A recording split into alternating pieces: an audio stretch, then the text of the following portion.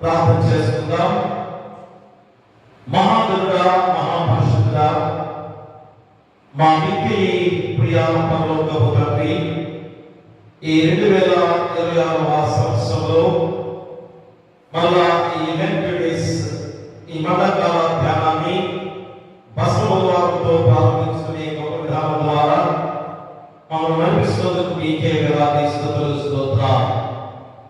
Christmas దినం కన్నా ఈ యొక్క మండలకాల ధ్యానం తర్వాత గుడ్ ఫ్రైడే తర్వాత పునరుత్థాన పండుగ మానవ జాతికి ఎంతో ప్రాముఖ్యమైన రోజులు. ఎందుకంటే మీరు మా కొరకు సిలువపై భయంకరమైన ఘోర యాత్రతో సిలువ సమాపరణ వేదనతో మమ్మల్ని రక్షించిన దేవాది దేవుడు. కాబట్టి మానవ జాతి మీ ప్రాణత్యాగం ద్వారా రక్షించబడ్డ మేమందరం కూడా మరి ఏ స్థితిలో మేము ఉన్నామో గుర్తు చేసుకునే రోజులు, మా యొక్క పరిశుద్ధమైన జీవితం అనేది ఏ రీతిగా కొనసాగుతుందో తెలుసుకునే గొప్ప రోజులు. ఎప్పుడైనా కానీ పాప ప్రాయశ్చిత్తంతో మీ వైపు తిరిగే గొప్ప రోజులు తండ్రి. కాబట్టి ఇందులో అవకాశము దేవుడు ఇచ్చాడు కనుక ఈ 40 రోజుల ధ్యాన ప్రణాళికలో ఈ పవిత్రమైన ఈ దినాలలో మా జీవితాలు పరిశీలింపచేసుకొని మేమందరూ కూడా మీ వైపు తిరిగే బాధ్యతలో ప్రతి ఒక్కరు కూడా ముందుకు సాగాల్సిన బాధ్యతలో ఈ బసవద్వారంతో ప్రారంభింపచేసుకునే రోజులు తండ్రి. బసవనగా బూడిద అగ్నిలో కాల్చిన తర్వాత మిగిలిన అవశేషముగా గుర్తు చేసుకునే విధానము. ఎందుకనగా నాడు యూదుల ఆచార ప్రకారంగా ఆ మట్టలు కాల్చి బూడిదగా చేసి నుదుటి మీద ఒక గుర్తుగా పెట్టుకొని దుఃఖ దినాలుగా ప్రారంభించుకునే గొప్ప రోజు. కాబట్టి అక్కడ నుంచి ప్రారంభించుకొని ప్రతి సంవత్సరం కూడా ఈ లెక్క ధ్యానాలలో మేము పాల్గొంచుకున్న విధానం దేని కనుక ఇప్పుడైనా కానీ ఈ రోజైనా మా జీవితాన్ని మీ వైపు మళ్ళించుకునే రోజులు. మేమందరం కూడా మీ మార్గంలో నడవాల్సిన బాధ్యతలు గుర్తు చేసే సమయం తండ్రి. కాబట్టి మేము మా జీవితాలు 40 రోజులు అనేది కాదు, కానీ 40 రోజులు అన్ని పలికే రోజులుగా మా జీవితము పరిపూర్ణంగా జీవితాంతం కూడా పరిశుద్ధమైన నీతివంతమైన జీవితంతో నడవాల్సిన బాధ్యతలో ప్రతి ఒక్కరు కూడా పిల్లలైనా మరి ముందుకు సాగాల్సిన గొప్ప రోజుగా ఈ బసవద్వారంతో ప్రారంభించుకొని 40 రోజుల మండలకాల ధ్యానాన్ని ఆచరించుకోబోతున్నాం. కాబట్టి ప్రతి ఒక్కరు ఉపవాసంగా ప్రతి వారి జీవితాల్లో ఏ విధంగా ఉపమానంగా దగ్గరగా వాసనగా నివసించే రోజులు ఈ 40 రోజులు దినాలు తండ్రి. 40 అనే సంఖ్యకు ఎంత ప్రాముఖ్యం ఉందో మాకు తెలుస్తుంది. కాలంలో మరి అలాంటి గొప్ప విధానమే ఈ 40 రోజుల మండలకాల ధ్యానం కూడా మా జీవిత స్థితిని మేము కాచుకొని పరిశుద్ధమైన స్థితిలో మార్పు చెందడమే. పాప జీవితం నుంచి పరిశుద్ధ భాగ్యంలోకి గడవడమే. కాబట్టి ఇంత గొప్ప పవిత్రమైన దినాలు మా జీవితాలు మార్చుకోవడానికి ఇచ్చిన అవకాశం కనుక ప్రతి ఒక్కరు చిన్నపిల్లలేమి, యవనస్తులేమి, మధ్యవయస్కులేమి, పెద్దవాళ్ళేమి ప్రతి ఒక్కరు కూడా మీ భాషలో గడపాల్సిన ఈ 40 రోజుల ఉపవాస మండలకాల ధ్యానాలు తండ్రి. ప్రతి ఒక్కరిని నడిపించండి. ఎందుకనగా ప్రపంచం యావత్తు కూడా ఈ 40 రోజుల దినాలు ఎంతో ప్రాముఖ్యంగా ఆశ్రయించే గొప్ప విధానం తండ్రి. కాబట్టి ప్రతి ఒక్కరిని నడిపించి ఎవరు అశ్రద్ధ నిర్లక్ష్యం చేయకుండా ఈ 40 రోజులు ఒక్క రోజు మానుకోకుండా దేవుని సన్నిధికి రావడమే గొప్ప దీక్ష. కాబట్టి ప్రతి ఒక్కరిని కూడా నడిపించమని ప్రార్థన చేస్తున్నాం. ఎవరు అశ్రద్ధ నిర్లక్ష్యం చేయకుండా ప్రతి మోకాలు మీ పాసంలో మోకరిల్లి మీ నామానికి మహిమ ఘనత ప్రభావాన్ని కలిగించే విధంగా ప్రతి ఒక్కరిని నడిపించమని ఈ యొక్క ఆరాధనకి కూడా మీరు తోడుగా నడిపించమని నీ కుమారుడు మానవుడైన యేసుక్రీస్తు ద్వారా వేడుకుంటున్నాము తండ్రి. ఆమేన్. ఆమేన్. ఏ పాప వేదగని యో పావన మూర్తి పాప విమోచ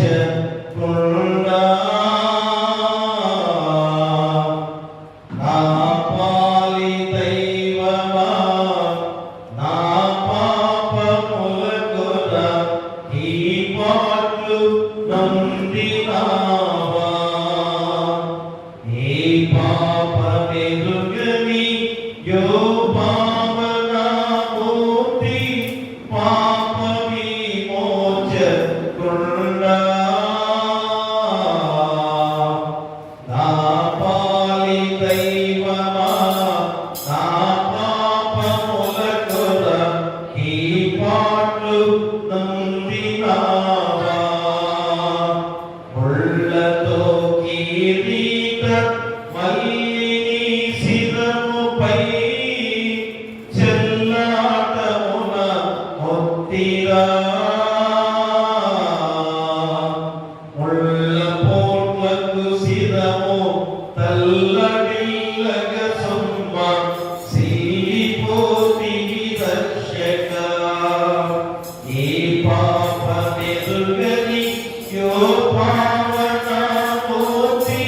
పాప విమోచకుడా నా పాలి దైవమా నా పాపములకుర ఈ పాటలు నొందినావా కలువరి గిరి కనుక సిలువ మోయలేక కలవరము నొందినావా సిలువరితో మోయ సులువలు వేరొకరి తోడుగా ఇచ్చినావా ఏ పాపమెరుగని యో పావనమూర్తి పాప విమోచకుడా నా పాలి దైవమా నా పాపములకుర ఈ పాటలు నొందినావా కటకట పాప సంకటము పాపుట పిండ పటునాథ నొందినావా ఎటువంటి నీ ప్రేమ ఎటువంటి నీ శాంత ఎటులవర్ణింతు స్వామి ఏ పాపమెరుగని యో పావనమూర్తి పాప విమోచకుడా నా పాలి దైవమా నా పాపములకుర ఈ పాటలు నొందినావా తండ్రి యొక్కయు కుమారుని యొక్కయు పరిశుద్ధాత్మ యొక్కయు నామమున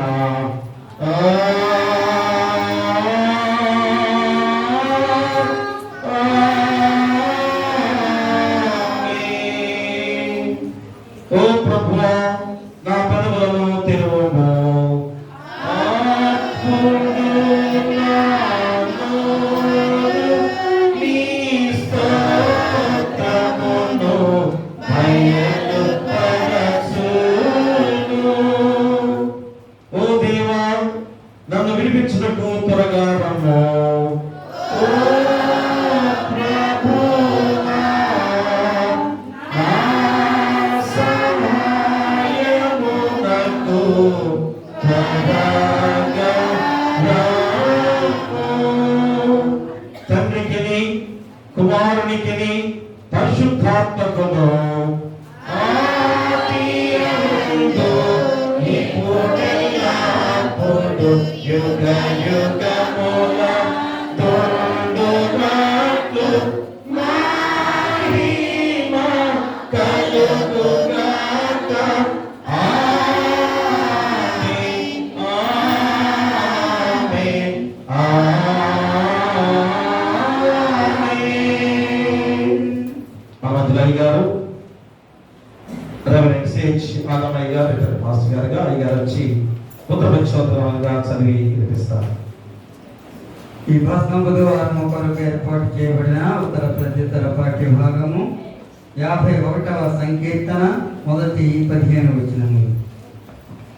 దేవా నీ కృప చొప్పున నన్ను కరుణింపుము, నీ వాత్సల్య బాహుళ్యము చొప్పున నా అతిక్రమములను తుడిచివేయుము. నా దోషములను నన్ను బాగుగా కడుగుము. నా పాపములను నన్ను పవిత్రపరచుము. నా అతిక్రమములు నాకు తెలిసే ఉన్నవి, నా పాపం ఎల్లప్పుడూ నా ఎదుట ఉన్నది. కేవలము నీకే విరోధముగా నేను పాపము చేసి ఉన్నాను. నీ దృష్టి ఎదుట నేను చెడుతనము చేసి ఉన్నాను. కావున ఆజ్ఞ ఇస్తున్నప్పుడు నీవు నీతివంతులుగా అగుపడదువు, తీర్పు తీర్చినప్పుడు నిర్మలుగా అగుపడదు. నేను పాపములో పుట్టిన వాడను, పాపములోనే నా తల్లి నన్ను గర్భమున ధరించెను. నీవు అంతరంగంలో సత్యము కోరుచున్నావు, అంతరంగంలో నాకు జ్ఞానం తెలియజేసెదవు. నేను పవిత్రుడనట్లు హిస్సోపుతో నా పాపమును పరిహరింపుము. హిమము కంటేను నేను తెల్లగా ఉండినట్లు నీవు నన్ను కడుగుము. ఉత్సాహ సంతోషములు నాకు వినిపింపుము, అప్పుడు నేను ఇచ్చిన ఎన్నికలకు హర్షించును. నా పాపములకు విముఖుడవు కమ్ము, నా దోషములన్నిటినీ తుడిచివేయుము. దేవా, నా యందు శుద్ధ హృదయము కలుగ చేయుము. నా అంతరంగములో స్థిరమైన మనస్సును నూతనముగా పుట్టించుము. నీ సన్నిధిలో నన్ను త్రోసివేయకుము, నీ పరిశుద్ధాత్మను నా యొద్ద నుండి తీసివేయకుము. నీ దర్శనానందము నాకు మరలా పుట్టించుము. సమ్మతి గల మనస్సు కలుగచేసి నన్ను దృఢపరచుము. అప్పుడు అతిక్రమము చేయు వారికి నీ త్రోవలను బోధించెదను, పాపులను నీ తట్టు తిరుగుదురు. దేవా, నా రక్షణకర్తయగు దేవా, పాపపాపముల నుండి నన్ను విడిపించుము. అప్పుడు నా నాలుక నీ నీతిని గూర్చి ఉత్సాహగానము చేయును. చివరి వచనంలో కలిసి చదువుకుందాం. ప్రభువా, నా నోరుని నీ భక్తిని ప్రచురపరచినట్లు నా పెదవులను తెరువుము. తండ్రికి కుమారునికి పరిశుద్ధాత్మకు అభియందు ఇప్పుడు ఎల్లప్పుడూ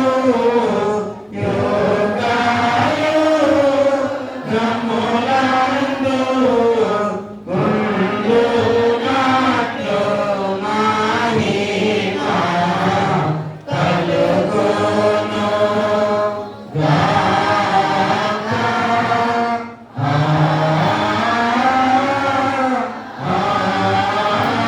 ఆమేన్.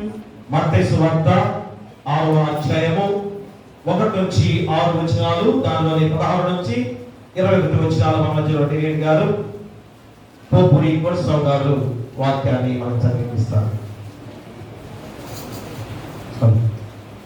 మత్తయి సువార్త 6వ అధ్యాయం 1వ వచనం నుండి ఇలా రాయబడి ఉన్నది.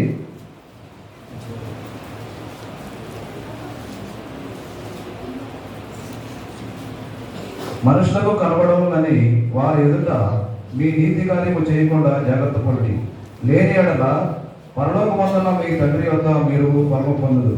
కావున నీవు ధర్మము చేయనప్పుడు మనుషుల వలన గంతనందువలని వేషధారులు సమాజ మందిరములలోను వీధులలోను చేయలాగున నీ ముందర బోధన వెళ్ళిపోవద్దు. వారు తమ ఫలము పొంది ఉన్నారని నిశ్చయముగా మీతో చెప్పుచున్నాను. నీవైతే ధర్మము చేయనప్పుడు నీ ధర్మము రహస్యముగా నుండు నిమిత్తము నీ కుడి చేయి చేయనది నీ ఎడమ చేతికి తెలియకుండవలను. అట్లయితే రహస్యమందు చూచు నీ తండ్రి నీకు ప్రతిఫలం ఇచ్చును.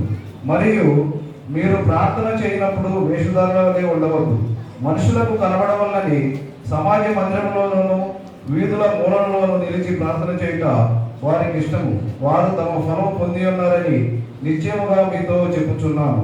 నీవు ప్రార్థన చేయనప్పుడు నీ గదిలోనికి వెళ్ళి తలుపు వేసి రహస్యమందున్న నీ తండ్రికి ప్రార్థన చేయు. అప్పుడు రహస్యమందు చూచు నీ తండ్రి నీకు ప్రతిఫలం ఇచ్చును.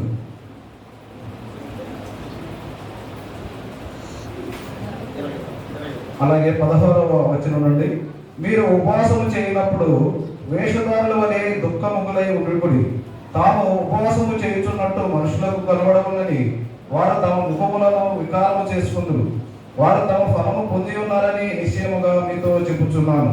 ఉపవాసము చేయుచున్నట్టు మనుషులకు కనబడవలని కాక రహస్యమందున నీ తండ్రికి కనబడవలని నీవు ఉపవాసము చేయునప్పుడు నీ తల అంటుకొని నీ ముఖము కడుక్కును. అప్పుడు రహస్యమందు చూచుచున్న నీ తండ్రి నీకు ప్రతిఫలం ఇచ్చును. భూమి మీద మీ కొరకు ధనమును కూర్చుకొనవద్దు. ఇక్కడ చిమ్మటయు తుప్పును తినివేయును, దొంగలు కన్నమ వేసి దొంగెలెదరు. పరలోకమందు మీ కొరకు ధనమును సమకూర్చుకొనిడి. అచ్చట చిమ్మటయైనను తుప్పైనను దాన్ని తినివేయదు, దొంగలు కన్నమ వేసి దొంగెలరు. నీ ధనం ఎక్కడ నుండలో అక్కడనే నీ హృదయము ఉండను. ఇంత పర్యంతము సువార్త పాఠ్యభాగము. ఓ ప్రభువా మమ్మల్ని కనికరింపుము. దేవునికి స్తోత్రము కలుగును గాక. మన మధ్యలో బ్రదర్ చెంగుమల్లి ప్రభాకర్ గారు ప్రార్థన ద్వారా మనం నడిపిస్తారు.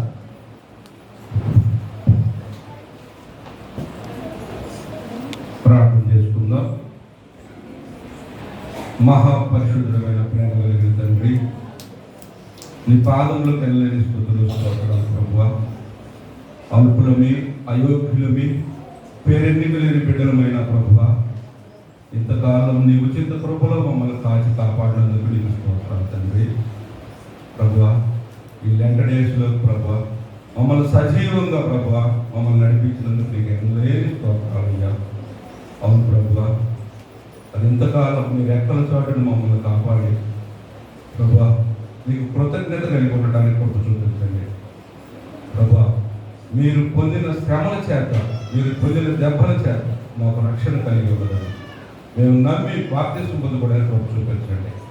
ప్రభువా, ఈ లెంట డేస్, ఈ శ్రమల కాల ధ్యాన మండలములు మా ఆత్మీయతను చిగురింప చేసుకోవడానికి మమ్మల్ని బలపరిచి స్థిరపరచండి. సంఘాన్ని ప్రభువా పురికొల్పండి. ఈ పరిశుద్ధాత్మ చేత మా పరిశుద్ధ యోహాను లూథరన్ సంఘాన్ని బలపరచండి.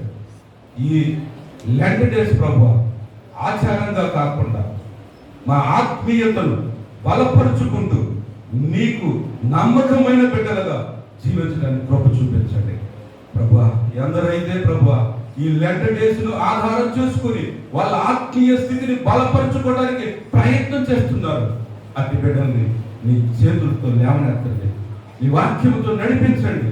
నీ పరిశుద్ధాత్మ శక్తిని ఆ బిడ్డల మీద కుమ్మరించి ఆ బిడ్డల్ని బలపరిచి దీవించి వాళ్ళ ఆత్మీయతను చిగురింపచేసి నీ సొత్తైన జనాంగముగా ముద్రింపబడిన సమూహంగా ప్రభువా ఆ బిడ్డలను బలపరచమని మా ప్రభువును నీ ప్రియ కుమారుడైన నజరేయుడైన యేసు నామమున అడిగి ప్రార్థిస్తున్నాం తండ్రి. ఆమేన్. దయచేసి కూర్చోండి. ప్రియ దేవుని సంఘమా, బిడ్డలారా, మరొక గొప్ప సమయంలోకి మనం ప్రవేశించున్నాం. ఈ 40 రోజుల మండకాల ధ్యానమనే ఈ గొప్ప సమయము పవిత్ర దినాలుగా మనం గుర్తు చేసుకుంటూ ఉన్నాం. ఎందుకంటే మరి ఇంతగా ప్రాముఖ్యత ఈ 40 రోజులకి ఎందుకు అనేది మనందరికీ తెలిసిన విషయమే. యేసుక్రీస్తు వారు మన కొరకు శిలువ శ్రమ మరణ వేదన ద్వారా ఆయన ఎంతగా వేదన పొంది, ఎంతగా శ్రమించి శరీరాన్ని నలగొట్టుకొని ప్రాణత్యాగం చేసిన దేవాది దేవుడు. అంత గొప్ప ప్రేమ ఎవరు కూడా చూపించలేని ఆ గొప్ప ప్రేమ యేసుక్రీస్తు వారి ద్వారా మనం పొందుతున్న గొప్ప విధానం. మనలాంటి ఆ గొప్ప జీవితాన్ని పొందుకున్న మనందరం కూడా మరి ఎలాగా జీవించాలి? ఈ లోకము అపవాది వశంప చేస్తున్న లోకముగా మనందరికీ తెలుసు. అపవాది మన జీవితాన్ని ఎంతగా చెడగొట్టిందో మనందరికీ తెలుసు. మరి ఇంతటి భయంకరమైన జీవితాల ద్వారా మనము ఏ విధంగా నశించిపోయే వారిగా ఉండగా ఆ నశించిపోయే వారిని వెలికి రక్షించడానికి యేసుక్రీస్తు వారి లోకానికి వచ్చిన దేవాది దేవుడు.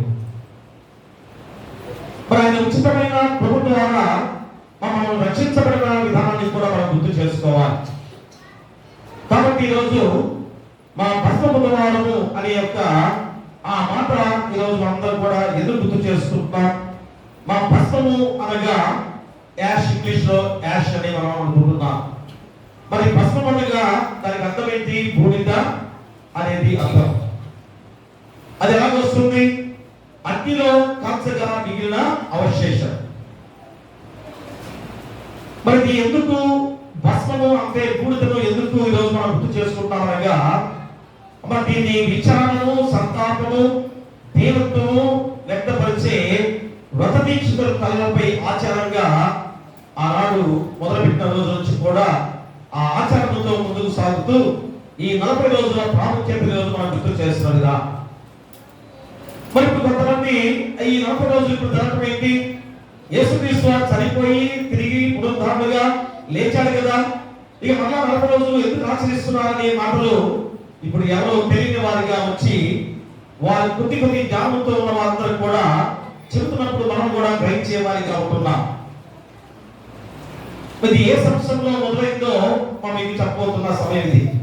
ఖచ్చితంగా ఈరోజు మనం గుర్తు చేసుకోవాలి. ఎందుకంటే ఎవరు పడితే వారు మరి మిమ్మల్ని చీల్చి మిమ్మల్ని తీసుకెళ్తున్నారు కదా, మనం వారు చెప్పే బోధలు ఎలా ఉంటున్నాయో ఒకసారి ఆలోచన చేసుకొని దేవుల్లో స్థిరమైన విశ్వాసంతో జీవించాల్సిన బాధ్యత మనపై ఉంది. ఎందుకు 40 రోజులు మనము ఈ ధ్యానాన్ని ఎందుకు చేసుకుంటున్నాం? మీకు మీరు ఆలోచన చేయండి. మన 40 రోజుల యొక్క శ్రమ ధ్యానం ద్వారా మనందరం కూడా ఎందుకు ఈ యొక్క 40 రోజులు ఆచరించుకుంటున్నాం అనగా, మన యేసుక్రీస్తు వారు పడిన శిలువ శ్రమ మరణ వేదనను గుర్తు చేసుకొని మన జీవితాన్ని మార్చుకోవడానికి. ప్రతి సంవత్సరం కూడా మార్చుకోవడం ఏంటండి అని అనుకుంటారా? మరి ఇన్ని సంవత్సరాలుగా జరుగుతున్న ఈ 40 రోజుల మండకాల ధ్యానం ద్వారా ఎంతో మంది కొంతమంది మారుతున్నారు కదా. దాని కొరకే ప్రియ దేవుళ్ళ ఆ 40 రోజుల ప్రణాళికలో, ఈ 40 రోజుల ధ్యాన ప్రణాళికలో 40 రోజులు కూడా దేవుని ఆలయంలో గడిపే గొప్ప రోజులు ఈ 40 రోజులు కదా. ప్రతిరోజు కూడా రావాలంటే రాగలరా? మరి 40 రోజులు మనందరం కూడా ఒక దీక్షగా దేవుని సన్నిధిలో చేరి దేవుని నామాన్ని గణపరుచుకుంటూ ఆయన ఏ విధంగా శిలువ శ్రమ మరణ వేదనకి అప్పగించబడ్డాడో ప్రతిరోజు కూడా వాక్యం ద్వారా గుర్తు చేసుకుంటూ ఉన్నాం. అలాంటప్పుడు మన జీవితాలు ఎలాగ మార్చుకోగలం కదా? ఖచ్చితంగా మార్చుకోగలం. ఆయన ఎందుకు ఇంతగా రక్తం చిందించాడు? ఎందుకు ఇంతగా శ్రమపడ్డాడు? ఎందుకు ఆయన శరీరాన్ని నలగొట్టుకున్నాడు? మా కొరకు అంత ఘోరమైన శిలువ యాగంగా ఎందుకు అర్పించుకున్నాడు? ఎవరు కూడా పడని శిక్ష ఆ శిలువ యాగంలో యేసుక్రీస్తు వారు ఆ త్యాగం చేసిన గొప్ప విధానం ప్రియమురా. కాబట్టి ఈ బూడిద ఎందుకు చదువుకొని వారు ఆ యొక్క విచారాన్ని వ్యక్తం చేస్తూ ఈ 40 రోజుల ధ్యాన ప్రణాళికను ఆ యూదుల ఆచార ప్రకారంగా నడిచిన క్రమాన్ని మనం ఈ రోజు కూడా ఎందుకు పాటిస్తున్నాం అనేది కూడా గుర్తు చేసుకోవాలి. మరి ఈ యూదుల కాలంలో ఎన్నో కష్టాలు అనుభవించిన సందర్భాలు, వారి జీవితాల్లో ఎన్నో నష్టాలు చూసిన వారు, ఇందులో వారి పాప కార్యాలు, మరి చివరికి వారి పితరుల పాప కార్యాలు ఇవన్నీ కూడా తలుచుకొని గొర్రెపట్ట ధరించుకొని ఆ బూడిద తల మీద పోసుకొని ఆచరించే విధానము ఆనాడు యూదుల ఆచారముగా కొనసాగిన ఆచారం. ఈరోజు ఇప్పుడు కూడా ఆశ్చర్యం వారు చేస్తారు. మరి ఇప్పుడు చేస్తుందో తెలియదు కానీ వారికి ఇప్పుడు కూడా ఉంది ఆచారం. మరి ఆనాడు ఈ ఆచార ప్రకారమైన విధానంలో మా బూడిద నెత్తి మీద పోసుకునే పశ్చాత్తాపంతో దేవుడికి మొదలుపెట్టుకునే ఆ విధానంలో ఆ యూదుల ఆచారంగా సాగిన ప్రయాణం. దానిలో మనందరం కూడా మనకు తెలుసు కదా, యోబు జీవితంలో జరిగిన సంఘటనలో ఆయన కూడా ఆగనే చేసిన వాడు. ఇంకను ఎస్తేరు, మొర్దెకై, దానియేలు ఇలా చాలా మంది కూడా గొర్రెపట్ట కప్పుకొని మా బూడిద జల్లుకొని నెత్తి మీద ఆ యొక్క విచారాన్ని వ్యక్తం చేసుకుంటూ పాత కాలంలో జరిగించిన ఆచార విధానం. కాబట్టి ఈరోజు బైబిల్ సంఘటనల ద్వారా ఏ విధంగా ఈ రోజు ఇవన్నీ మనం చూసుకున్నట్లయితే ఈ యొక్క 40 రోజుల ఈ యొక్క మరణకాల ధ్యానం యొక్క ప్రాముఖ్యత ఏమిటనగా దీనత్వాన్ని మనం గుర్తు చేస్తుంది. అంటే తగ్గింపు జీవితాన్ని మనం కొనసాగించుకోవాల్సిన బాధ్యత మనలో ఉందని తెలియజేస్తున్న గొప్ప 40 రోజుల ఈ మరణకాల ధ్యానం. కాబట్టి ఈ 40 రోజుల మరణకాల ధ్యానంలో ఏ రీతిగా మనం దేవునితో మాట్లాడే రోజులు, దేవునితో మొదలుపెట్టుకునే విధానము, కన్నీరు కారుస్తూ మన జీవితాన్ని మార్చుకోవాల్సిన పరిస్థితి యొక్క 40 రోజులు కూడా దేవుడు మనకి ఇచ్చిన గొప్ప సమయం. అలాగే అబ్రహాము కూడా మన దేవుడితో మాట్లాడినప్పుడు నేను బూడిద వంటి వాడను, ఆది కాలంలో 18వ అధ్యాయంలో 20వ వచనంలో ఆ మాటలు ఉన్నాయి కదా, నేను బూడిద వంటి వాడను, ధూళి వంటి వాడను అని కింద ప్రాధాన్యపడ్డ గొప్ప సందర్భం. మరి రోజు మన జీవితాలు ఇంతగా రక్షించబడిన తర్వాత కూడా మన పాప జీవితాన్ని విడని వారిగా ఉండి మనం ఏం చేయాలి? మరి 40 రోజులైనా కానీ, అంటే 40 రోజులు కాదు, 40 రోజుల ప్రారంభ దినాలుగా మన జీవితాన్ని ముందుకు నడుపుకొని మన జీవితాంతం కూడా పరిశుద్ధమైన జీవితాన్ని గడపవలసిన బాధ్యతలు గుర్తు చేసే మండల ధ్యానం. అందుకనే 19వ వారము మా బూడిద గురించి మనం ఈరోజు మనం గుర్తు చేసుకునే విధానంలో ఆ రోజు ఆ యొక్క మట్లాది వారముగా మనందరం కూడా మట్లాది వారం జరుపుకుంటున్నాం కదా. ఆ రోజు ఏంటి ప్రాముఖ్యత?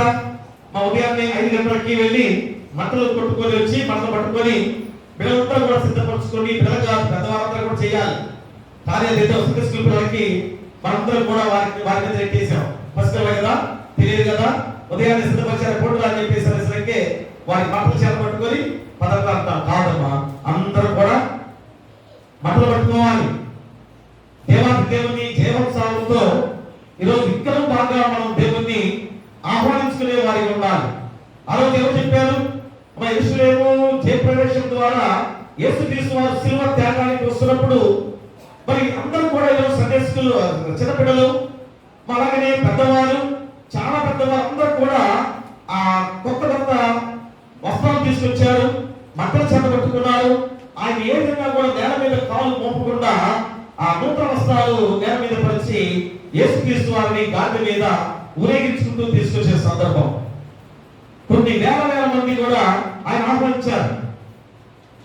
చూడండి, ఒక రాజులు ఎలాగా తీసుకొస్తాడో అలా తీసుకొచ్చారు. దేనికి?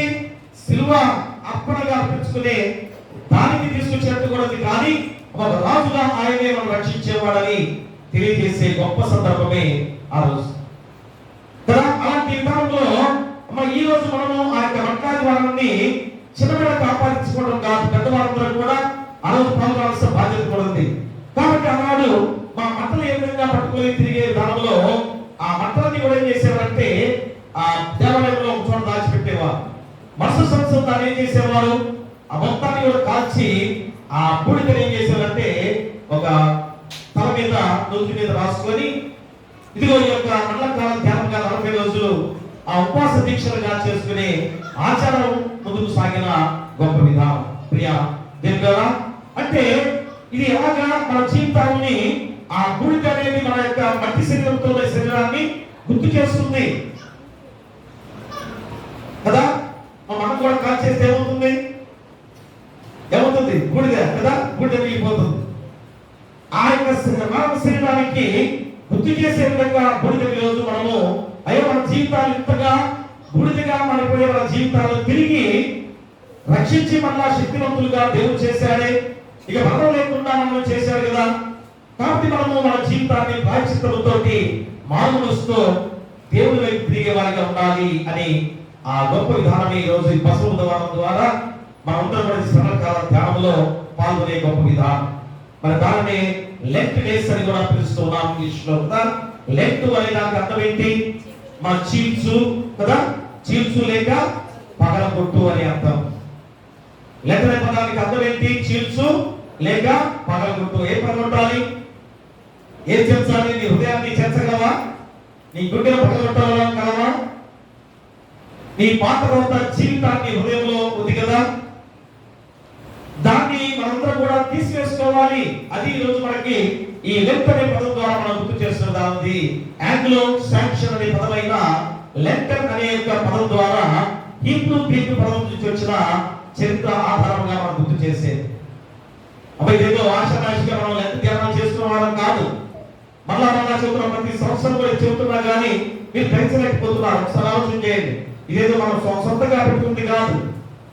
ఇది ఎన్నో సంవత్సరాల నుంచి కూడా ఈ ఆచార విధానం ఏంటంటే మన జీవితాన్ని మార్చుకోవడానికి.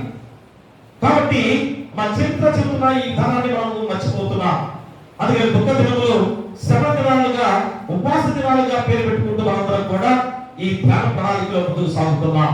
కాబట్టి ప్రియ దేవుడారా, ఇది ఎందుకు ఈ రోజు మనం ఈ యొక్క 40 రోజుల పండుగ కాలం ధ్యానాన్ని ఇంత ఆచారంగా మనం జరుపుకుంటున్నాం అనగా, మహిమ లేని మనుషులకు మహిమనిచ్చుటకు వచ్చిన దినములే లెక్క దినములు. మహిమ లేని మనుషులకు మహిమనిచ్చుటకు మనం సృష్టించింది మహిమ విధానంలోనే, కానీ మహిమను కోల్పోయాం. మన తిరిగి ఆ మహిమను మనకి ఇవ్వటానికే ఇదిగో దేవాతి దేవుడైన యేసుక్రీస్తు వారే ఏ విధంగా కుమారుడుగా లోకానికి వచ్చి ఆయన మహిమ లేని మానవుడిగా జన్మించి మహిమ రూపుడుగా తిరిగి లేచిన సందర్భాన్ని మనం గుర్తు చేసుకోవాలి. అలాంటి జీవితాన్ని మనం కొలిచాడు దేవుడు, అంతని మహిమ శక్తి రూపులుగా మార్చాడు దేవుడు. కానీ రోజు అలాంటి మహిమతో ఉన్నామా? మా మహిమ శక్తి రూపంతో మనం జీవిస్తున్నామా? కాబట్టి ఈరోజు ఆ మహిమ నిచ్చుటకే ఈ లెంట్ ధ్యానాలుగా దేవుడు మనకి గుర్తు చేస్తున్నాడు. కాబట్టి మనం ఏం చేయాలి? ఈ 40 రోజుల ధ్యాన ప్రణాళికలో ఒకటి, దేవుని సన్నిధిలో మనం ఏమై ఉన్నామో అని పరీక్షించుకోవాలి. మనందరం కూడా మొట్టమొదటిగా ఈ రోజు మొదలుకొని మన 40 రోజులు కూడా నేను రావాలి అని ముందుగా తీర్మానం చేసుకోవాలి. అదే దీక్ష. అంతేగాని వైట్ డ్రెస్ చేసుకొని మేము సిల్వ మెడల్ వేసుకొని భుజాల మీద వైట్ కండువా తీసుకుంటే దీక్ష అనుకుంటున్నారేమో. అమ్మా, అది ఒక దీక్ష. ఈరోజు 40 రోజులు కూడా దేవుని సన్నిధికి నేను ఒక్క రోజు కూడా మానుకోకుండా రావటమే ఇంకా మొట్టమొదటి దీక్షగా మనందరం కూడా ఆ దీక్ష వ్రతంలో ఉన్నవారు. ఏదో ఒక రోజు ఏమన్నా ఉండొచ్చేమో, కానీ 40 రోజులు కూడా నేను మానుకోకుండా రావాలి. మధ్యలో ఆటంకాలు వస్తాయి కదా, శోధనలు వస్తాయి, అపవాది మనం ఏదో ఒక మార్గం ద్వారా ఏదో మంచిదానిలోనే ఇదేంటంటే ఇంట్లో ఈ కార్యాలు జరుగుతున్నప్పుడు నేను వెనకుండా పోవడం ఏంటి, ఇంకా ఏంటి, ఎవరైనా మరణిస్తే ఖచ్చితంగా దేవాలయమే మూసేయాలి కదా. మరి ఒకసారి మీరు మరి పదే గుర్తు చేస్తున్న దాన్ని ఆలోచన చేసుకోవాలి. ఇప్పటికైనా కానీ ఇక పాత విధానంలో మనం ఉండకుండా కొద్దిగా ఆలోచన చేయండి. ఎందుకంటే మేము ఒకేసారి నేను చెప్పట్లేదు, ఎందుకంటే తెలుసుకుందాం. ఎవరైనా వచ్చి చెబుతున్నప్పుడు ఎంత బాధ కలుగుతుంది.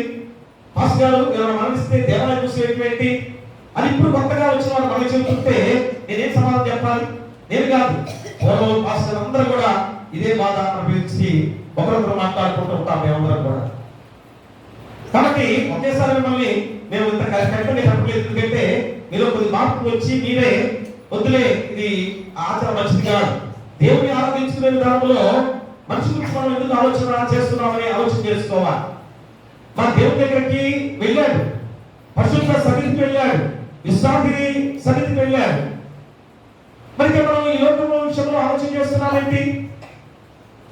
కాబట్టి అందరూ సమాజంగా కూడా ఏం చేయాలి? ఆ కుటుంబం ఆదరణ లేని కుటుంబంగా ఉంది కనుక వారి గురించి మనం ప్రార్థన చేసే వారికి ఉండాల్సిన బాధ్యత కూడా చాలా ప్రాముఖ్యంగా ఉంది. కాబట్టి ఇప్పుడు మొట్టమొదటిగా 3 మాటలుగా దేవుని సన్నిధిలో మనం ఏమై ఉన్నామో అని పరీక్షించుకోవాలి మొట్టమొదటిగా. రెండోది, మనలో ఉన్న తప్పిదములను, పొరపాట్లను, పాపములను గ్రహించుకోవాలి ఖచ్చితంగా. మనలో ఉన్న తప్పిదములను, పొరపాట్లను, పాపములను గ్రహించుకోవాలి. మూడోది, వాటిని దేవుని సన్నిధిలో పశ్చాత్తాపంతో ఒప్పుకొని విడిచిపెట్టుకోవాల్సిన బాధ్యతలో ఈ రోజు తీర్మానం చేసుకోవాలి. ఇది ఉపవాస ధ్యాన ప్రణాళికలో ఈ 3 మాటలు చాలా జాగ్రత్తగా ఆలోచన చేసుకోవాలి. బుధవారం కనుక ఇక నుంచి మనం 40 రోజులు కూడా ఈ ప్రణాళికలో ముందుకు పోతున్నాం కదా. కాబట్టి మనం ఎందుకు ఈ ఉపవాస దీక్షగా ఈ 40 రోజులు పాటిస్తున్నాం? ప్రియాదులరా, కాబట్టి ఈ లెంట్ అనగా స్పిన్నింగ్ మా వసంత కాలం కదా, వసంత కాలం దగ్గర వచ్చేసింది. వసంత కాలంలో ఏం జరుగుతుంది? అవుతుందమ్మా, చెట్లు మనందరం చూస్తున్నాం కదా. పాత ఆకులు లాచుకుంటుంది, ఇరుటాకులు లాచుకొని ఏం చేస్తుంది? నూతనంగా చిగురిస్తుంది. ఎంత గొప్ప సాదృశ్యాన్ని దేవుడు మనం చూపిస్తున్నాడు. మన దేవుడు సృష్టించిన వృక్షాలు సైతం కూడా పాత లోక ఆకుల్ని తీసివేసుకొని, ఆ పండు ఆకుల్ని, ఎండు తీసివేసుకొని నూతనంగా మళ్ళా చిగురిస్తుంటే ఎంత బాగా. ఈరోజు మన జీవితాలు ఎలా ఉండాలి? మరి మంతగా శక్తివంతులుగా దేవుని పోలికగా మనం సృష్టింపజేసిన దేవాది దేవుని యొక్క బిడ్డలుగా ఉన్న మనమే ఎందుకు మార్చుకోలేకపోతున్నాం? మానవ జీవితంలో మనం ఎంత బాధ ఉందో ఒకసారి ఆలోచన చేస్తున్నారా?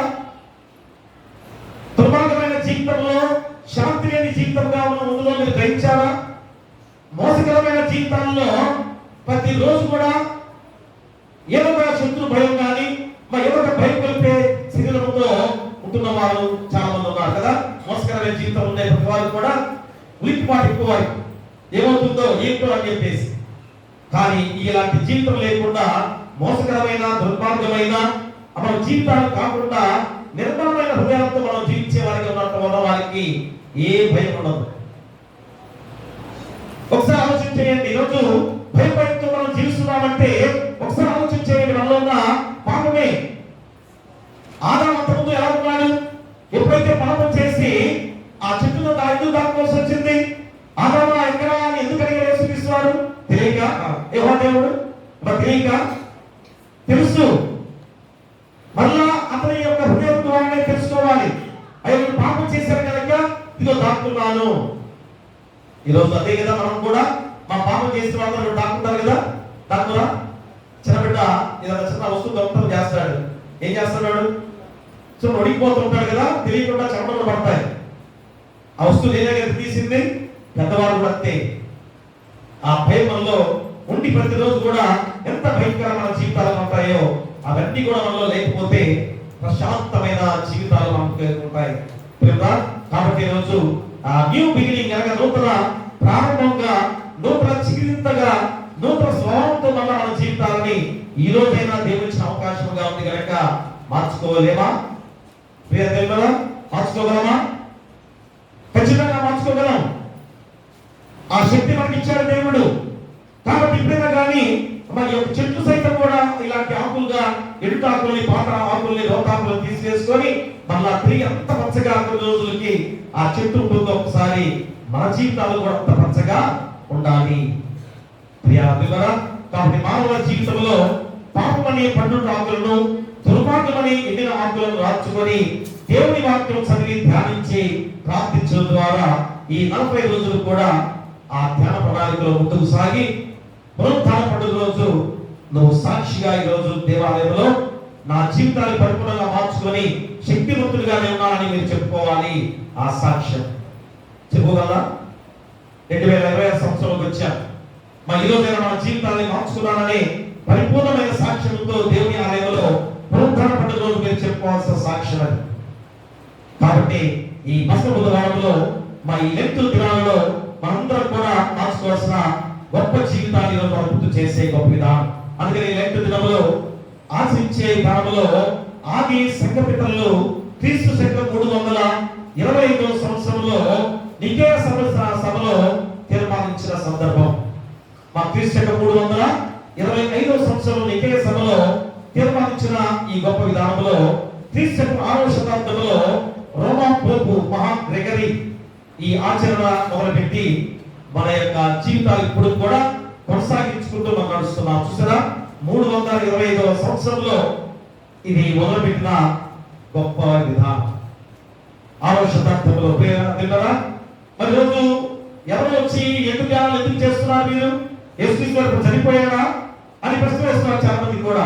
మరి మీరు చెప్పాల్సిన బాధ్యత మీకు లేదా? ఈ 40 రోజులు కూడా ఆయన పట్ల శిలువ శ్రమ మరణ వేదనలు గుర్తు చేసుకుంటున్నాం. నా జీవితాన్ని ఇందులో నేను మార్చుకోలేదు కనుక ఇదిగో ఇంత ఘోరమైన శిలువ యాగంగా రక్షించాడు కనుక ఆ రక్షణలో నేను ముందుకు సాగాలి. ఈ 40 రోజులైనా కానీ నా జీవితాన్ని మార్చుకోగలననే తీర్మానంతో ఈ 40 రోజుల ధ్యాన ప్రణాళికలో ఉన్నానని నువ్వు ఖచ్చితంగా వారికి చెప్పాలి. ఇన్ని సంవత్సరాల క్రైస్తవ జీవితంలో వారికి చెప్పలేవా? ప్రియాదులరా, ఇంకా కొద్దిగా ఏమనుకోవద్దు.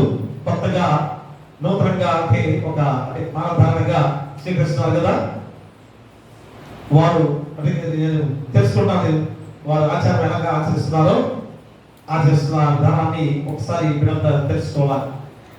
కొద్దిగా 40 రోజులు అయినా కానీ ఎలాగా మీరు చేయాలి? వైట్ డ్రెస్ వేసుకొని సిలువ బ్యాండ్ వేసుకొని ఆ కండువ భుజం మీద వేసుకుంటే సరిపోదు. ఉదయం ఎవరు అంటే ఏమో దయచేసి బయట ఎవరన్నా ఆ పిల్లలు ఉన్నారేమో వారు తెలియాలి చెప్తారు అందరికీ. అంటే మీ ద్వారా అందరికి తెలుసుకోవాలి. దయచేసి ఒక పూటగా మీరు ఉపవాసం ఉన్నారు. ఒక పూటగా అందరూ ఏంటి ఉదయం టిఫిన్ చేయి మాటం కాదు, టిఫిన్ మాటం కాదు, 3 గంటల వరకు కూడా ఉండాలి. ఉదయం మాకు 2 గంటల భోజనం చేయాలని అంటారు. దయచేసి 3 గంటల వరకు ఉండాలి. 3 గంటలు మీరు వచ్చే అది మన యేసుక్రీస్తు వారి యొక్క శిలువ త్యాగం ద్వారా మనం రక్షించిన దేవుడి కనుక 3 గంటల తర్వాత మీ ఇష్టం సాయంత్రం ఎన్నిసార్లు తినండి. ఎందుకంటే మిగతా వాళ్ళు ఎంత కష్టమైన ఉపవాసం చేస్తారో తెలుసు కదా. మరి మీరు రొట్టిగానే కాపునేది రొట్టి గంట తింటే ఇంకేముంది, యథాప్రకారం ఉదయాన్ని చివరప్పుడు చేయరు అంతేగా. అదొకటి. ఈ రోజైనా ఈ 40 రోజులైనా షేవింగ్ తో ఉండాలి, చక్కటి క్రాపులు, అంతేగాని వెరైటీ క్రాపులుగా ఉంటాయి చూసారా, ఇదంతా చేసుకొని పైన పెట్టుకునే క్రాపులుగా దయచేసి. ఎందుకంటే అదంతా కూడా పద్ధతి. చేతులకి ఏమైనా కడియాలు కానీ చేతులకి ఏమైనా తాయెత్తులు కానీ ఉంటే తీసివేసుకోవాలి. మనకి ఒక పవిత్రతగా చేసుకునే ఆచారం కనుక దయచేసి ఆ చేతులకి ఏమంటే తీసివేసుకోండి. మా తలలో చక్కగా క్రాపులు వేసుకోండి, షేవింగ్ చేసుకోండి. గడ్డలు పెంచుకునే కాలం కాదు. చాలా మంది ఏం చేస్తారు, ఈ 40 రోజులు పాస్టర్ కూడా చేస్తారు తెలియకుండా. ఎంత ఘోరమైన విషయం అది అర్థం కాక పాస్టర్ కూడా ఏం చేస్తారు, 40 రోజులు కూడా మా గడ్డలు తెలుసుకుంటారు. ఎందుకంటే లెఫ్ట్ వేశారు. దయచేసి అది వారు కూడా ఆచరిస్తున్నారంటే మరి ఎంత భయంకరంగా చూడండి కాదు. పవిత్రమైన ధామంలో మనందరం కూడా ఆ వైట్ డ్రెస్తో మన జీవితాన్ని తెలుపుగా మార్చుకునే పవిత్రమైన ధామంగా మీరు ఉండండి. చక్కగా 40 రోజులు కాదు కానీ ఈ 40 తర్వాత మళ్ళా ఎలా జీవితం అని కొంతమంది ఏం చేస్తుంటారు కరెక్టే. కానీ మీరు దాన్ని ఖచ్చితంగా స్వీకరించాలి. అయ్యో వాళ్ళు మనం ఏం చేస్తున్నారు కాబట్టి నా జీవితం 40 రోజులే కాదు, జీవితాంతం కూడా పరిపూర్ణంగా నేను మారుమనసు పొందుకోవాలి. దాంట్లో ఉన్న ఆనందం ఎంతో మీరు తెలుసుకోలేకపోతున్నారు.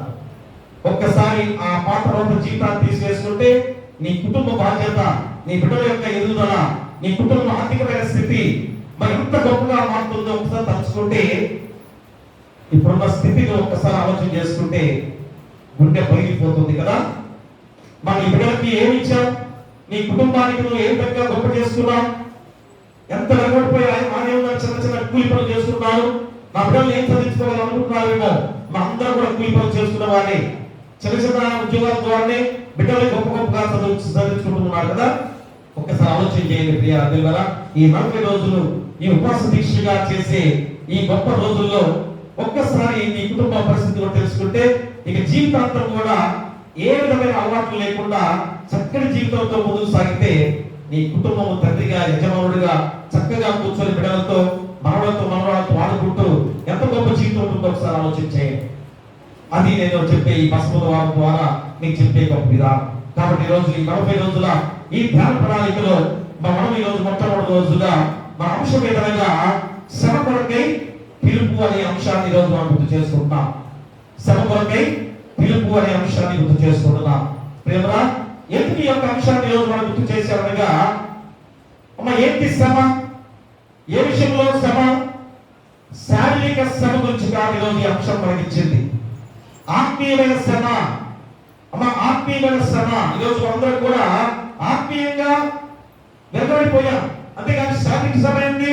ఈరోజు ప్రతిదీ కూడా ఏదో వస్తువు వచ్చేసింది. మనం చేసే పనులు కూడా యంత్రాలతో చేసుకుంటున్నాం. ఇంట్లో స్త్రీలు కూడా యంత్రాలతో చేస్తున్నారు. ఆ శారీరకమైన శ్రమ చాలా తగ్గించాడు దేవుడు కదా. కానీ రోజు ఆ శారీరకమైన శ్రమ గురించి కాదు, మా ఆత్మీయమైన శ్రమ. ఎందుకంటే అపవాదితో పోరాడుతున్నాం, ఆత్మీయంగా బలమైన వారిగా లేకుండా పోతున్నాం.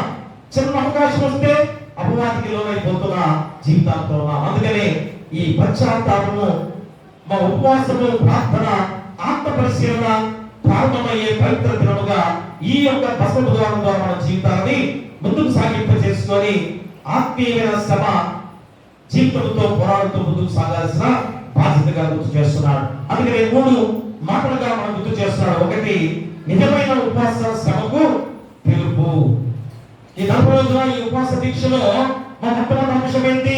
నిజమైన ఉపవాస శ్రమకు పిలుపు. చూడండి, యెషయా గ్రంథము 58వ అధ్యాయం చూడండి ఒకసారి. యెషయా గ్రంథం 58వ అధ్యాయంలో 1 నుంచి 12 వచనాల్లో మనం చదువుకున్నట్లయితే 4 వచనం, దయచేసి 4 వచనం చదవండి. మీరు కలహపడచ్చు. 3వ వచనం చదవండి ఒకసారి. మేము ఉపవాసం ఉండగా నీవెందుకు చూడవు, మేము మా ప్రాణములను ఆయాసపరుచుకొనగా నీవెందుకు లక్ష్య పెట్టవు అని అందరూ. మీ ఉపవాస దినమున మీరు మీ వ్యాపారము చేయుదురు, మీ పరివారం చేత కఠినమైన పని చేయించుదురు. మీరు కలహపరచు, వివాదము చేయించు, గుర్తుగానుచు ఉపవాసముందురు. మీ కట్టత్వని పరమణ వినబడినట్లుగా మీరు ఇప్పుడు ఉపవాసం ఉండరు. అట్టి ఉపవాసము నాకు అనుకూలమా? మనుషుడు తన ప్రాణమును బాధపరచుకోవాల్సిన దినము అట్టిదేనా? ఒకడు జమ్ము వలె తలవంచుకొని గోడపట్ట కట్టుకొని బూడిదపరుచుకొని కూర్చుంట ఉపవాసమా? అట్టి ఉపవాసము యెహోవాకు ప్రీతికరమని మీరు అనుకుంటున్నా? ఎన్ని ప్రశ్నలు అమ్మా, ఎన్ని ప్రశ్నలు! 4వ వచనం 3వ వచనం మొదలుకొని ఈ యొక్క 5 వచనాల దాకా కూడా ఎన్ని ప్రశ్నలు వచ్చాయి చూడండి. మీరు ఉపవాసము ఎందుకు ఎలా ఉంటున్నారు? ఏంటంటే ఈ 40 రోజుల ఉపవాస ధ్యాన ప్రణాళికలో ఏ విషయంగా మీరు ఉంటున్నారు ఆలోచన చేసుకోవాల్సిన బాధ్యత. ఎందుకనగా యెషయా కాలంలో ప్రజలు ఉపవాసం చేస్తున్న వారు చాలా మంది ఉన్నారు. పాత కాలంలో ఎంతమంది ఉపవాసం చేసేవారు బాగున్నారు. 40 రోజుల ఉపవాసం, 7 రోజుల ఉపవాసం, 3 రోజుల ఉపవాసం అని 1 రోజు ఉపవాసంగా చేసేవారు చాలా ప్రాముఖ్యంగా ఉన్నవారు చాలా మంది ఉన్నారు. కానీ వారి హృదయంలో మార్పు లేని ఉపవాసం. హృదయంలో మార్పు లేని ఉపవాసం. ఒకసారి ఆలోచించేయండి. ఆనాడు పాత కాలంలో జరిగిన సంఘటన గుర్తు చేస్తున్నాడు ముందుగా. అంటే వారు బాహ్య ఆచారంలో ఉన్నారు కానీ అంతరంగ శుద్ధి వారిలో లేదు. అది కదా పాట. పాపిని నేనని ప్రభు పదములకడ ప్రార్థన చేయుము ఓ మనసా. పాపిని నేనని ప్రభు పదములకడ ప్రార్థన చేయుము ఓ మనసా. ప్రభు యేసుని కడా, ప్రభు యేసుని కడా మా పైన కలదో మనసా. పాపిని నేనని ప్రభు పదములకడ ప్రార్థన చేయుము ఓ మనసా. నరుని స్వనీతిచే దొరకడు మోక్షము, నరులను చూడకు యో మనసా. ధరముక పుణ్యుడు తలచిన లేడని, ధరముక పుణ్యుడు తలచిన లేడని పరమ నేరము గలదో మనసా. పాపిని నేనని ప్రభు పదములకడ ప్రార్థన చేయుము ఓ మనసా. మార్పును పొందక మసలిన తరుణము మరల బిల్పదు ఓ మనసా. తీర్పు కాలమున తీర్పని క్రీస్తని, తీర్పు కాలమున తీర్పని క్రీస్తని తిరముగా నమ్ముము యేసుని మనసా. పాపిని నేనని ప్రభు పదములకడ ప్రార్థన చేయుము ఓ మనసా. దాని 3 వచనాల్లో మనకి చదువుకోవడం చక్కగా ఆ ప్రతి వచనంలో కూడా ఈ 40 రోజుల ఉపవాస ధ్యాన ప్రణాళిక మన జీవితాలకి ఎలాంటి రక్షణ మార్గంలో నడుపుస్తుందో ఆలోచన చేసుకునే గొప్ప విధానం. అందుకని ప్రియ దేవులారా, మన బాహ్య ఆచారము కాదు కానీ అంతరంగ శుద్ధి, దాని కొరకు ఈరోజు ఈ ఉపవాస ధ్యానం చేసే గొప్ప విధానం. మా బాహ్య ఆచారంగా చేస్తున్నారేమో కాదు, అంతరంగ హృదయం శుద్ధి కావాలి. ఆ యెషయా కూడా అలాగే ఉన్నారు. అందుకని ఉపవాసము దేవుని కృప పొందడానికి కాదు, దేవుని చిత్తాన్ని నెరవేర్చడానికి. మా దేవుని కృప పొందడానికి కాదు ఉపవాసం. అదేంటంటే పాస్ గారు, దేవుని కృప పొందకపోవటమే అనుకుంటానేమో. అమ్మా, ఆ కృప అనేది దేవుడు ఉచితంగా ఇచ్చిన కృప, అవునా? మరి నువ్వేం చేయాలి? దేవుని చిత్తాన్ని నెరవేర్చే దానికి ఉపవాసం చేస్తున్నాం. అదే అది కృప పొందడానికి కాదు. కృప ఆల్రెడీ ఆయన ద్వారా కృప పొందుకున్నాం. కానీ దేవుని చిత్తాన్ని నెరవేర్చడమే ఈ ఉపవాస ప్రణాళికలో చాలా ప్రాముఖ్యమైన జీవిత విధానం. ప్రియులారా, ఆ చిత్తమేంటి? అమ్మ దేవుని చిత్తమేంటి? అన్యాయపు సంఖ్యలు విప్పుట. 6వ వచనం ద్వారా దుర్మార్గులు కట్టిన కట్టలు విప్పుటయు, కాడిమానులు తీయుటయు, బాధింపబడిన వారిని విడిపించుటయు, ప్రతి కాడిని విరగొట్టుటయు నేను నేర్పించుకున్న ఉపవాసము కాదా?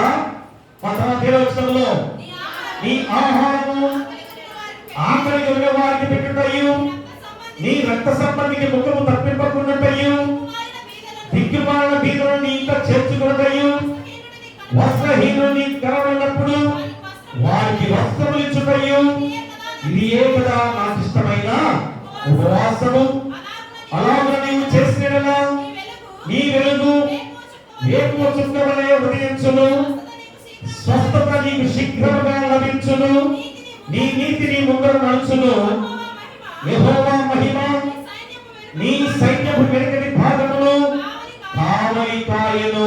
ప్రియ దేవులారా, ఎంత ప్రాముఖ్యమైన మాటలు 12వ వచనం వరకు కూడా ఎలా ఎక్కడి నుంచి 6వ వచనం వరకు నువ్వు చేసే ఉపవాసంలో చేసిన పద్ధతులు ఏంటో, దేవుని చిత్తమేంటో నెరవేర్చిన గొప్ప లేఖన భాగాలు మళ్ళా చదువుకుంటే అర్థమవుతుంది. 58వ అధ్యాయంలో నేను ఉపవాసం ఎలా ఉండాలి, దేవుని చిత్తాన్ని నెరవేర్చాలంటే నేను ఏం చేయాలి అన్ని ఆలోచన, అన్యాయ సంఖ్యలు పుట్ట, ఆకలి ఉన్న వారికి ఆహారం ఇచ్చుట, నిరాశ్రయులకు ఆశ్రయించుట. ఇంకా అక్కడ ఏదో అన్నాడు చూడండి, రక్త సంబంధికి ముఖము తప్పింపకుండాటయు. ఈరోజు సొంత అన్నదమ్ములే, అరే నేను ఈరోజు మీ ఇంటికి వస్తున్నానంటే అబ్బో వస్తున్నాడే అది సిద్ధం చేసే మొత్తం కూడా మూటంబులే సర్దేసి తిరువాళ్ళకు పెట్టేసి తలవేసి ఇదే ఇవన్నీ కూడా చూస్తాడు. మనం సంపాదన కానీ మనం చేసేది కూడా చూస్తాడేమో, అసూయ పడతాడేమో, ఈర్ష పడతాడేమో. చూసారా, రక్త సంబంధంలోనే అసూయలు ఈర్ష్యలు ఎంతగా ఒక జబ్బులాగా వ్యాపించిందో. ప్రియ వివర ఒకసారి ఆలోచన చేయండి. మానవ జీవితం ఎలాంటి స్థితిలోకి దిగజారిపోయిందో ఆలోచించాం. అందుకని ఆత్మీయ శ్రమ అంటే ఏమిటో మనల్ని గుర్తు చేస్తున్నాడు. ఆత్మీయ శ్రమతో నీకు చేసిన ఏమిటి? మన పాపాల మీద బాధపడాలి. అయ్యో ఇంత ఘోరమైన పాపం నేను చేస్తున్నానే అని బాధపడుతున్నావా? నీ పాపం మీద నువ్వు బాధపడుతున్నావా? రెండోది మన స్వార్థాన్ని విడిచిపెట్టాలి. మూడోది పరులను ప్రేమతో సేవ చేసే వారిగా ఉండాలి. అది ఆత్మీయ శ్రమ. ఆత్మీయ శ్రమ ఏంటి? నీ జీవితం కొరకే కదా, నీ పాపం కొరకు నువ్వు బాధపడాలి, అదే శ్రమ. రెండోది మన స్వార్థాన్ని విడిచిపెట్టాలి, అదే శ్రమ. మూడోది పరులను ప్రేమతో సేవ చేసే వారికి ఉండాలి. ఇది ఆత్మీయమనే శ్రమ. ప్రేమలా దాంట్లో ఎంత ఆనందం ఉందో, ఎంత శ్రమపడ్డా కానీ దేవుడు మెచ్చుకుంటున్నాడు. మా దేవుడు నిన్ను కొనియాడుతున్నాడు. దేవుడు నీకు పరలోక రాజ్యంలో స్థానం ఇస్తున్నాడు. అది ఆత్మీయ శ్రమలో ఉన్న గొప్పతనం ఏంటో చూశారు కదా. ఖచ్చితంగా చేయగలరా? చేస్తారా? ఆ బంధాన్ని వల్ల పెంపొందించుకోవాలి. ఆ యొక్క గొప్ప బంధము ఏదో నీకు తల్లిగారు పరపుతున్న అన్నదమ్ములే రక్త సంబంధం అనుకుంటున్నావేమో. కాదు, యేసుక్రీస్తు వారి యొక్క రక్తము చిందించిన రక్తమే మనందరూ కూడా ఆత్మీయ బంధముతో ధరవేసుకున్న బంధంగా ఉన్నాం కనుక మనందరూ కూడా సహోదరులని. అందువల్ల మనం ఉపవాసం ద్వారా చేయవలసింది దీని ఫలితం ఏమిటనగా నీ వెలుగు ఉదయకాలము ప్రకాశించును. దేవుడు నిన్ను పునర్నిర్మాణం కర్తగా చేస్తాడని గుర్తు చేస్తున్నాను. గొప్ప విధానం చూసారా. కానీ మనం ఏం చేస్తున్నాం? మా పాపము తిరుగుబాటు ఉన్న జీవితంతో ఉంటూ దానిలో మతాచారాలు, ప్రార్థనలో అంతరంగంలో మోసము, మా ప్రార్థనలో కూడా మోసం చేసే వారికి ఉన్నామని ఈరోజు గుర్తు చేస్తున్నాడు. ఎందుకంటే ప్రార్థనలు ఎలా చేస్తున్నావు? స్వార్థంగా చేస్తున్నామని గుర్తు చేస్తున్నాడు ఈరోజు. చూడండి, ప్రార్థనలో కూడా మోసం చేస్తున్న వారికి జీవిస్తున్నామని గుర్తు చేస్తున్నాడు. ఇంకేంటి? అంతరంగంలో మోసం.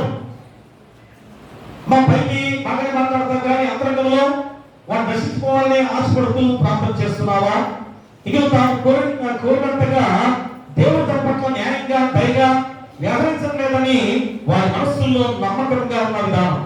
అయ్యో నేను అడిగిన దాన్ని దేవుడు ఇవ్వలేకపోతున్నాడే, నా కోరికను దేవుడు తెచ్చలేకపోతున్నాడే అది ఖచ్చితంగా మీరు అనుకునే విధానంలో అది ఎంత నమ్మకంగా మీ హృదయాల్లో నాటుకుపోయిందో గుర్తు చేసుకోవాలి. అంటే మనుషులు ఇలాంటి వెళ్తడానికి మూల కారణం ఏమిటో మా ఇర్మియా గ్రంథంలో నీకు చెప్పాడు కదా. ఇర్మియా గ్రంథము 17వ అధ్యాయం చూడండి ఒకసారి.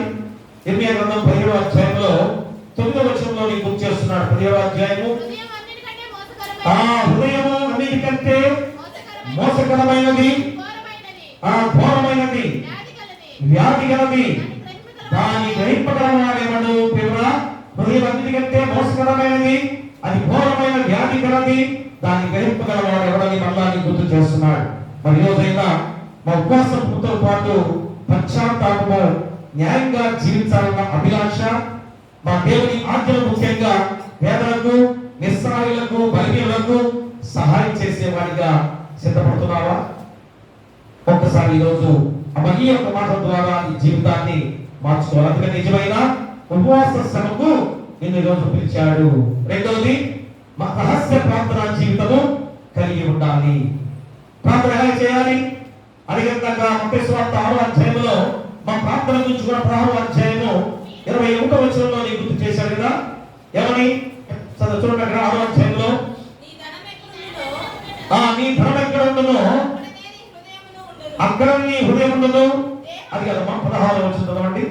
మీరు ఉపవాసం చేయనప్పుడు దేశభాగం వల్లే దుఃఖములై ఉండకుడి, తాను ఉపవాసం చేయించున్నట్లు మనుషులకు కనపడవాలని వారు తమ ముఖములను కావని చేసుకుందరు.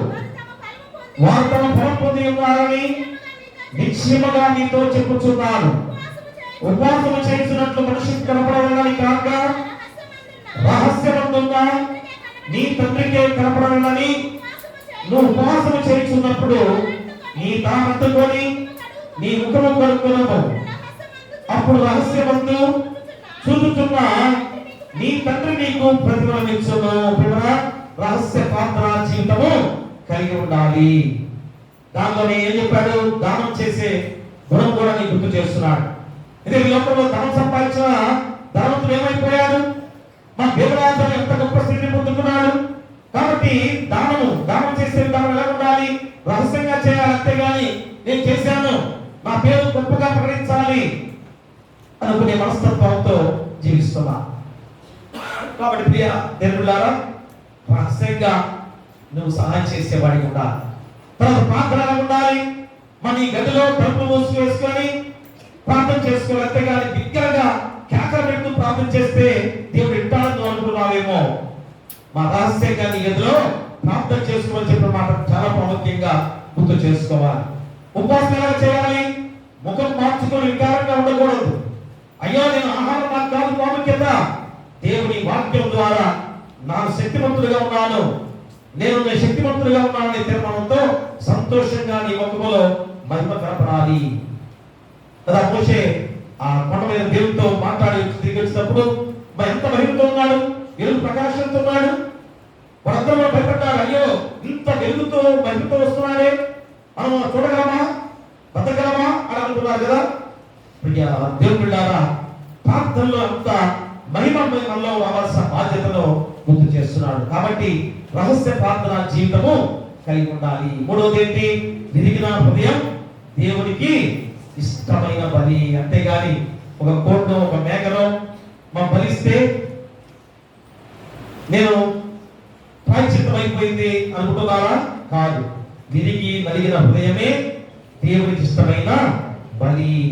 దావీదు కీర్తన గ్రంథం 51వ అధ్యాయం ఎందుకు అంత గొప్ప కీర్తన ఎందుకైందంటే, దావీదు ఘోరమైన పాపాత్ముడే, కానీ తన తప్పు తెలుసుకున్నాడు. తిరిగి ఆ మనస్సుని ఏ విధంగా విరిగి నలిగిన మనస్సుతో పశ్చాత్తాపంతో దేవుని వైపు తిరిగాడో అతని జీవితం ఎంత గొప్పగా మార్చబడింది. కాబట్టి ఈరోజు ఆ శ్రమ కొరకే పిలుపు ఎలాంటిది? మొట్టమొదటి చెప్పండి, నిజమైన ఉపవాస శ్రమకు పిలుపు. రెండోది రహస్య ప్రార్థనా జీవితం కలిగిన పిలుపు. మూడోది విరిగి నా హృదయము దేవుడికి ఇష్టమైన బలిగా నిన్ను పిలిచాడు. ఈ మూడు మాటల ద్వారా, ఈ వాక్యం ద్వారా దేవుడిని గుర్తు చేసిన గొప్ప సందర్భం. అలాంటి వాక్యంలో శ్రమ కొరకే పిలుపు అని దేవుడి రోజు పిలిపిస్తాడు. ఏ శ్రమ? ఆత్మీయమైన శ్రమ. ఆత్మీయ శ్రమ అనేది దేని కొరకు? మరి దేనికి ఆత్మీయ శ్రమ? దేనికి? నువ్వు పాప జీవితంలో ఉన్నానని బాధపడాలి కదా. మరి బాధపడుతున్నావా? అది ఆత్మీయ శ్రమ. ఒకసారి ఆలోచించేది చాలా ప్రాముఖ్యమైన ఆ 3 మాటలు గుర్తు చేసుకోవాలి. రెండోది మన స్వార్థాన్ని విడిచిపెట్టాలి. మూడోది పరులను ప్రేమతో సేవ చేసేవారికి ఉండాలి. అదే ఆత్మీయ శ్రమ. అది మనం చాలా కష్టపడుకుంటున్నామేమో కదా.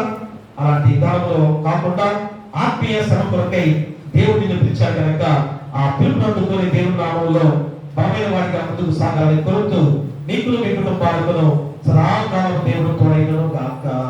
ఆమేన్.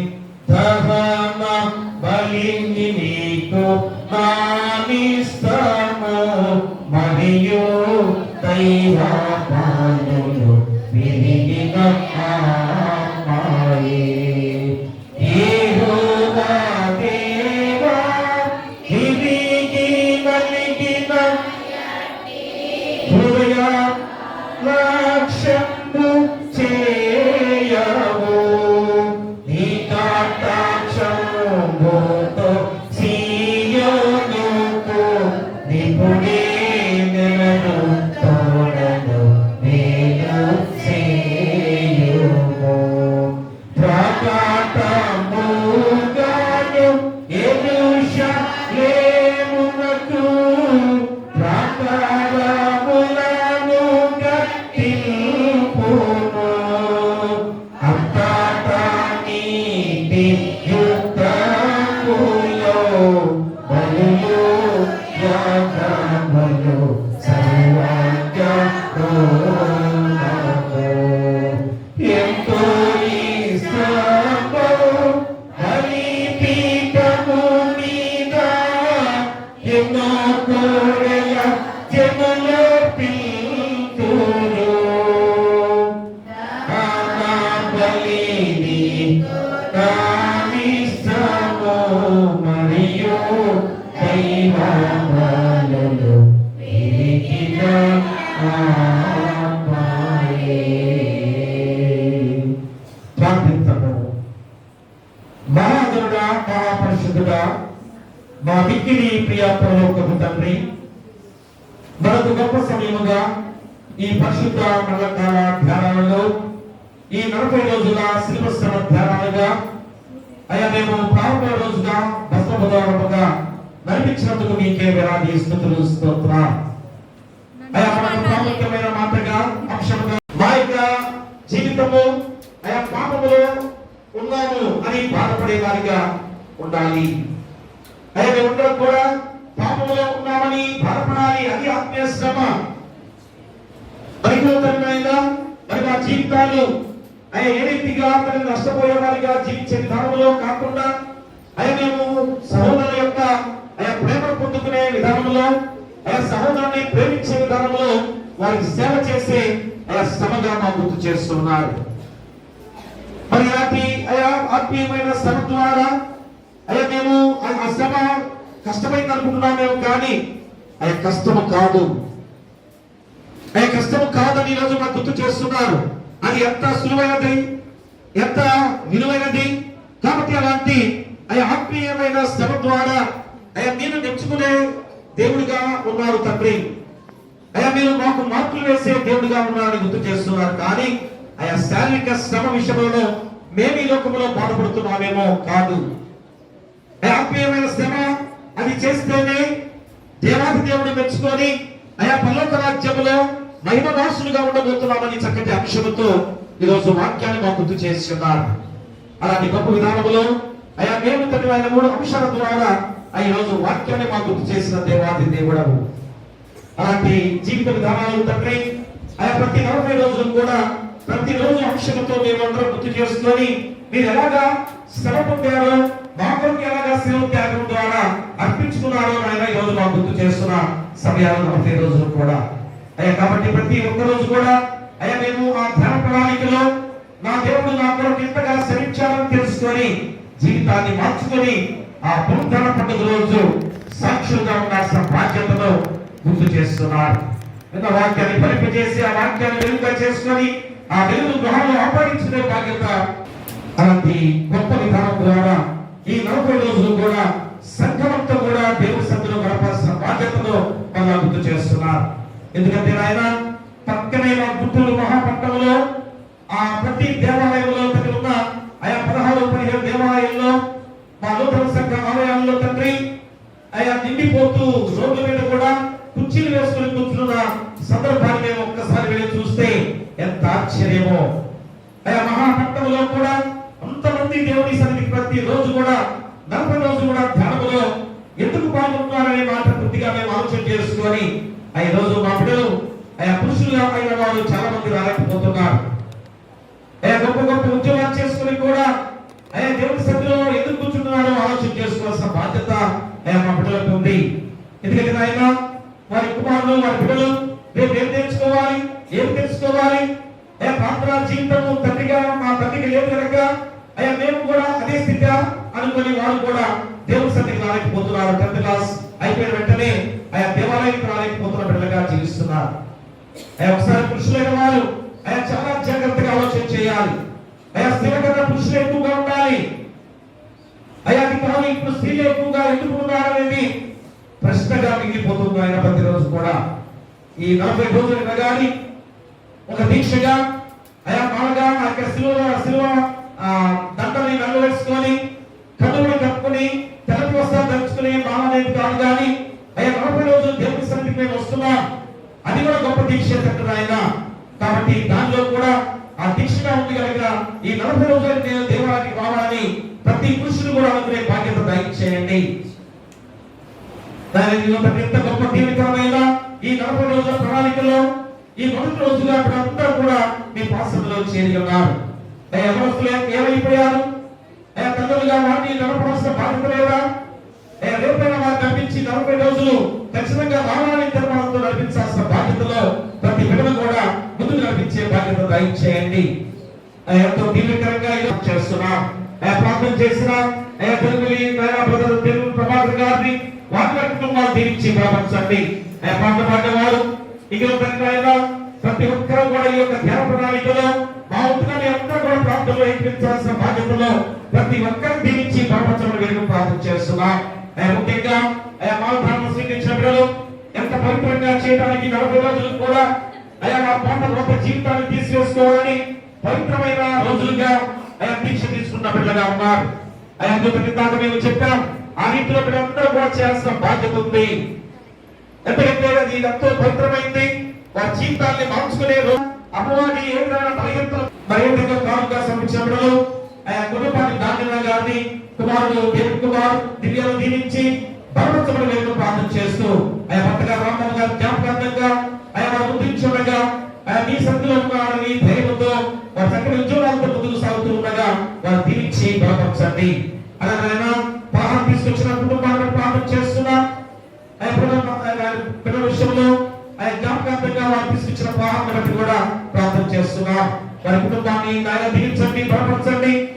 పిల్లలందరూ కూడా కుమారులు కుమార్తెలు కుటుంబం ఎంతో దీవించబడిన కుటుంబాలు ఉండగా తెచ్చిన ఆహారంగా ఉండగా ఆయన ఆ ప్రాణం కూడా దీవించి తీసుకునే వచ్చే ఆరోగ్యాన్ని దయచేసి ఈ 40 రోజులు కూడా అలాంటి శక్తివంతమైన వారిగా ముందుకు సాగడానికి తండ్రి కుమార పరిశుద్ధాత్మను దీవించి ప్రతి ఒక్కరు కూడా బలమైన ఈ 40 దినాల ఉపవాస దీక్ష వ్రతంలో ముందుకు సాగే బాధ్యతగా మా సంఘం చుట్టూ గ్రామం చుట్టూ మీ దేవుడితో పెంచగా ఉంచమని మీ కుమారుడు మా ప్రభువైన యేసుక్రీస్తు ద్వారా వేడుకొంచున్నాము తండ్రి. ఆమేన్. పరలోకమందున మా తండ్రి, నీ నామం పరిశుద్ధపరచబడును గాక, నీ రాజ్యం వచ్చును గాక, నీ చిత్తం పరలోకమందు నెరవేర్చును భూమి మీద నెరవేరును గాక. మా ఆహారం నేడు మాకు దయచేయము. ఆయన అపరాధము చేసిన వారిని క్షమించిన ప్రకారం అపరాధములను క్షమించుము. శోధనలను కృష్ణుడు తప్పించుము. రాజ్యమును శక్తియు మహిమయు నిరంతరము నీవై ఉన్నవి. ఆమేన్. మన ప్రభువైన యేసుక్రీస్తు ప్రేమ, మన తండ్రి దేవుని కృప, పరిశుద్ధాత్మ అన్యోన్య సహవాసము ఈ 40 రోజుల కాలం ధ్యానంలో భస్మద్వారంతో ప్రారంభించుకొని దివ్యమైన వాక్కుల ద్వారా ఆత్మీయ శ్రమ పడుకుని పిలిచాడు. అలాంటి ఆత్మీయమైన శ్రమ ఎంత సులువైందో విలువైందో సవించి వాక్యం ద్వారా బలపరిచి నడిపించి దివ్యమైన శక్తితో ముందుకు సాగుతున్నా ఈ బిడ్డలకు రాని వారికి, సంఘానికి, గ్రామానికి, రాష్ట్రానికి, దేశానికి, ప్రపంచంలో ప్రతి బిడ్డలకు సదాకాలము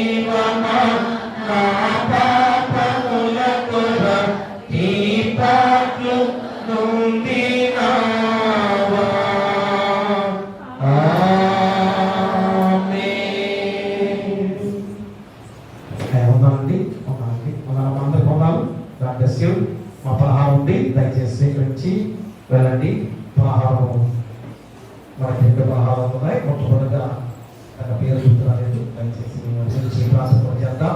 ఎందుకంటే జ్ఞాపకార్థంగా వారు గృహంలో పెట్టుకోవాల్సిన జ్ఞాపకార్థం ఈరోజు చాలా ప్రాముఖ్యమైన ఆరాధన కనుక ఆరాధనలో వారి ఆహారం తీసుకొచ్చారు. ప్రజలు నాగేశ్వర గారి జ్ఞాపకార్థం వారి సతీమణి గారు, మణియమ్మ గారు, కుమారులు, 6 కుమారులు, 2 కుమార్తెల కుటుంబాలు వారి తీసుకొచ్చిన ఆహారంగా మరి వారి గురించి ప్రార్థన చేద్దాం.